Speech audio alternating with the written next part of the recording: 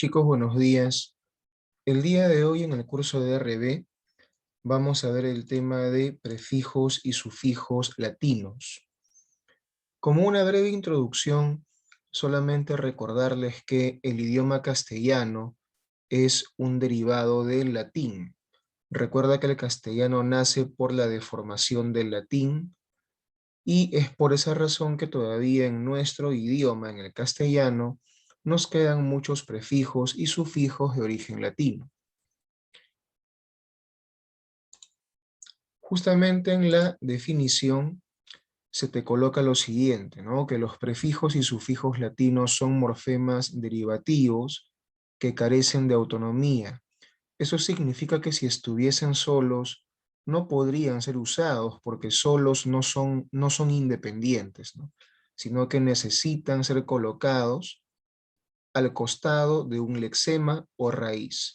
En el caso de los prefijos antes y en el caso de los sufijos después. Ahí recién pueden valer algo, pero solos no valen nada.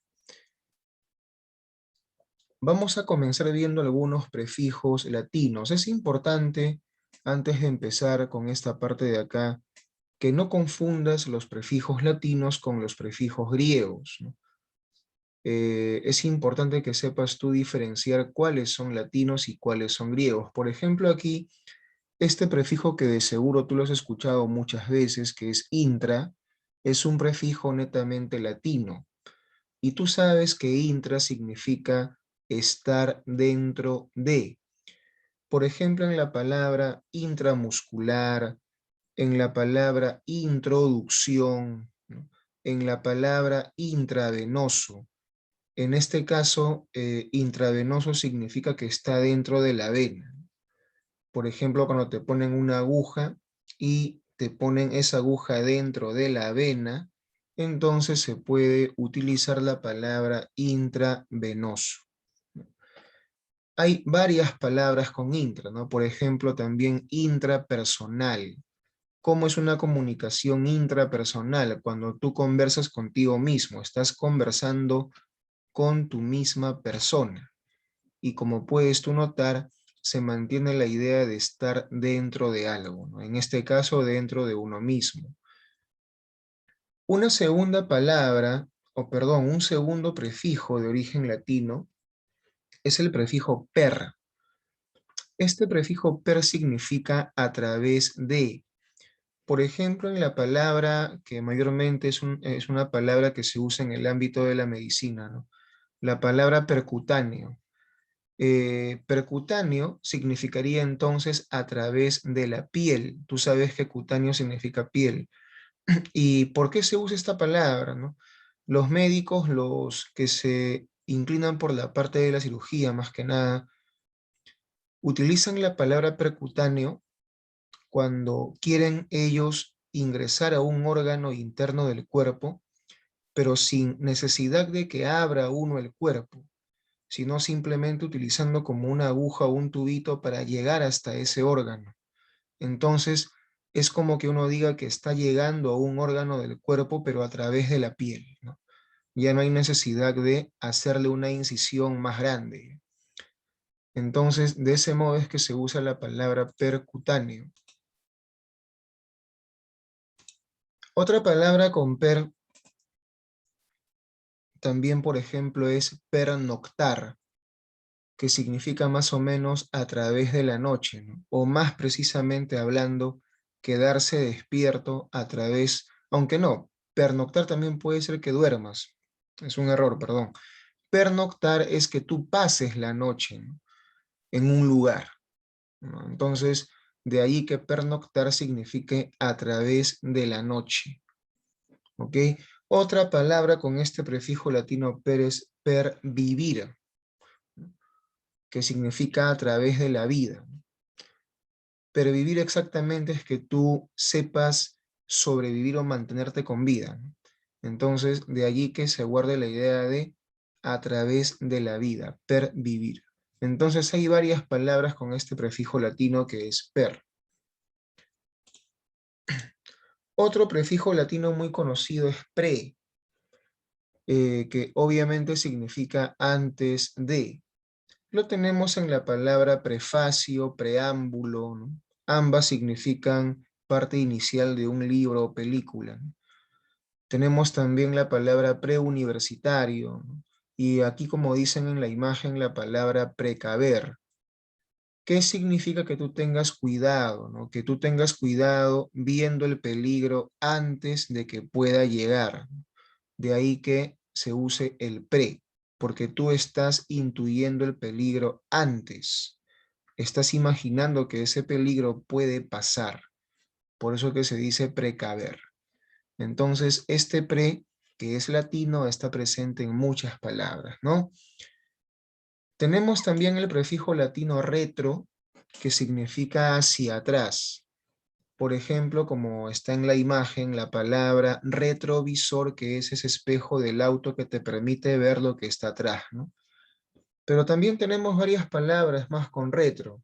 Por ejemplo, la palabra retroalimentación, que es que te vuelvan a enseñar un tema para reforzar, lo que casi siempre hacemos cuando finaliza un bimestre, ¿no? Retroalimentamos. La palabra retrospectiva, ¿no? Que es un recuerdo, obviamente pasado, valga la redundancia, ¿no? Una retrospectiva, ¿no? Cuando, por ejemplo, dicen, antes de la clase haremos una retrospectiva, ¿no? Del año pasado, ¿no? Entonces, de ahí que se use esta palabra. Y en otras palabras más, ¿no? Incluso hay un tipo de música que se llama música retro, que mayormente hace referencia a una música ya de muchos años atrás, ¿no? Otro prefijo latino es trans. Trans significa que atraviesa algo. Por ejemplo, la palabra transcribir. Transcribir exactamente significa que tú pases una escritura, por ejemplo, en el caso de la imagen que ves ahí, de una laptop a una hoja, ¿no? Estás tú pasando la información, estás transcribiendo la información. Es por esa razón que se guarda la idea de que atraviesa algo, ¿no? Porque está atravesando la pantalla hacia tu papel, algo así, ¿no? También, por ejemplo, tenemos la palabra tránsfuga, ¿no?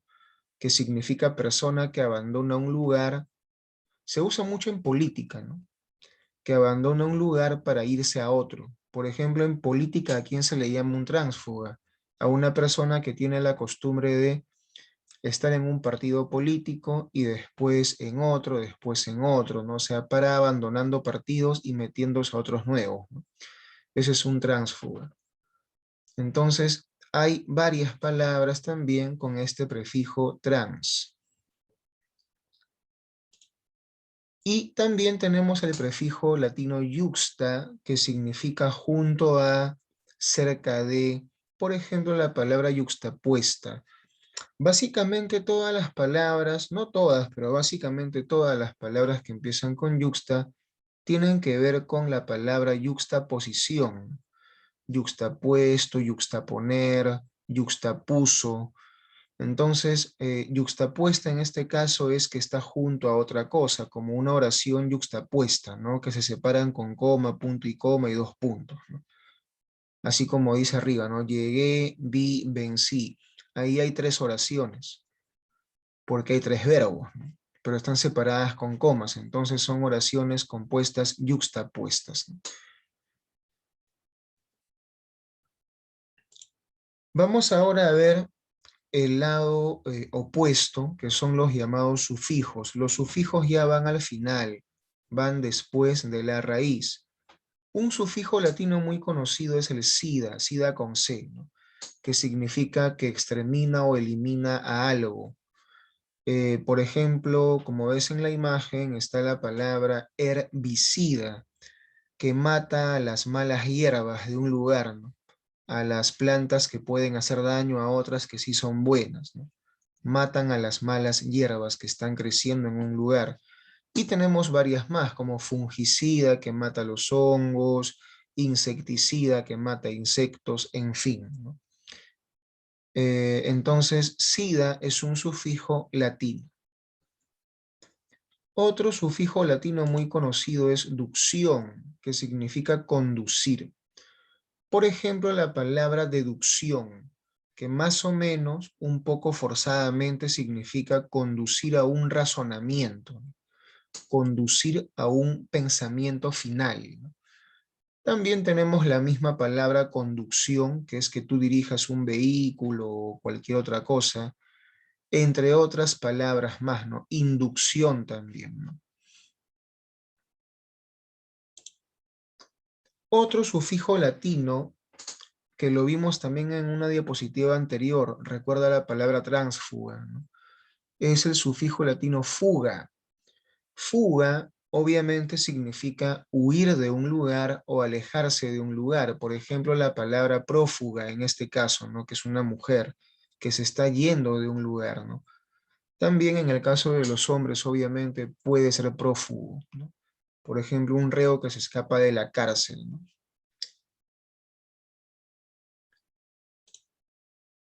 También tenemos, para finalizar, el sufijo latino or, que es un sufijo que básicamente tiene la facultad de formar sustantivos. Por ejemplo, piensa en la palabra lectura. Si tú de lectura haces que nazca la palabra lector, entonces estás formando un sustantivo que está aludiendo a una persona que lee. Obviamente son sustantivos que nacen a partir de sustantivos abstractos, ¿no? La lectura, por ejemplo, es un sustantivo abstracto.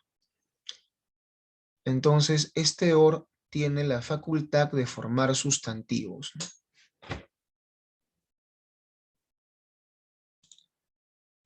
Bueno, chicos, nos estamos quedando ahí y ya exactizamos la clase por vía Zoom.